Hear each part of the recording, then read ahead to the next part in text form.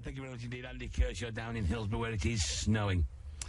Now, Frederika Roberts is on. Good morning, Frederika. Good morning, Toby. We've spoken before. Frederika is the happiness speaker.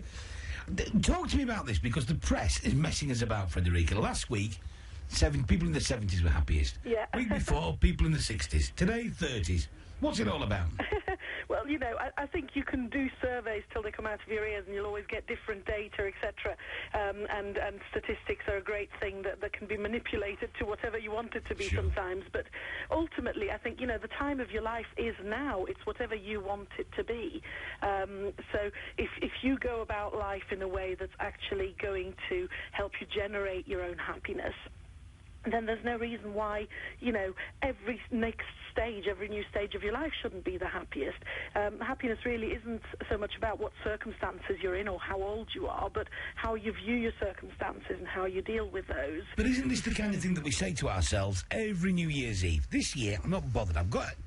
let's look at it right. I've got a job, I've got the house, everybody's happy. I'm just going to enjoy myself this year and appreciate stuff.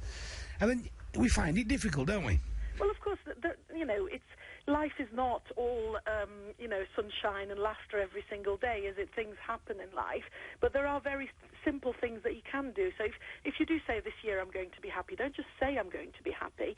It's like any goal, isn't it? You can say, well, I'm going to be rich, but if you don't actually do something about becoming rich, that's not going to happen. So just like with any goal, whether it's a career goal or anything else in life, you have to then actually take steps to make that happen. And there are really simple things that you can do. So, for example, actively practicing gratitude.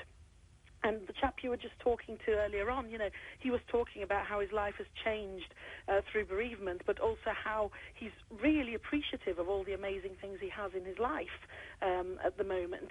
So, sometimes, unfortunately, it does take trauma in our lives to make us appreciate all the good things, but why wait for that trauma? Practice gratitude every day. Really think about what's good in your life. And some days, if you're having a bit of a rubbish time, it might just be, well, I've woken up, I'm alive, I'm breathing. Other days, there might be a massively long list of things that you're grateful for.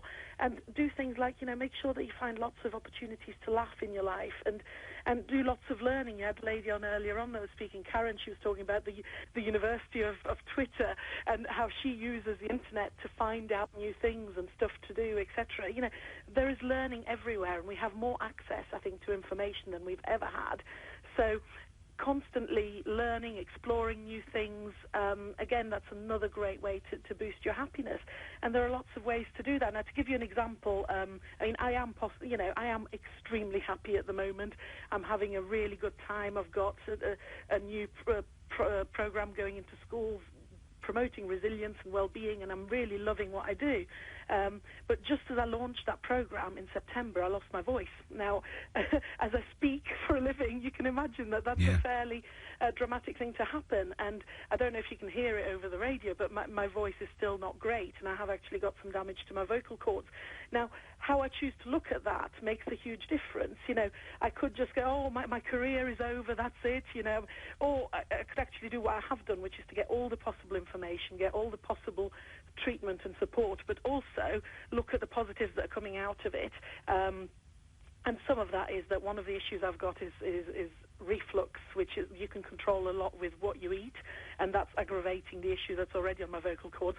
So I've had to really go in the kitchen and do what I love doing, which is actually cooking, and really go for my passion and be really creative and completely change the way I'm cooking. But I've turned that into a positive. I've started blogging again on my food blog and making time to actually do that, whereas before I was rushing in my evening meals and that kind of thing. And on top of that, I'm losing weight as well, which is an added bonus. So everything can be a positive. Exactly. Frederika, thank you very much indeed. That's Frederika Roberts.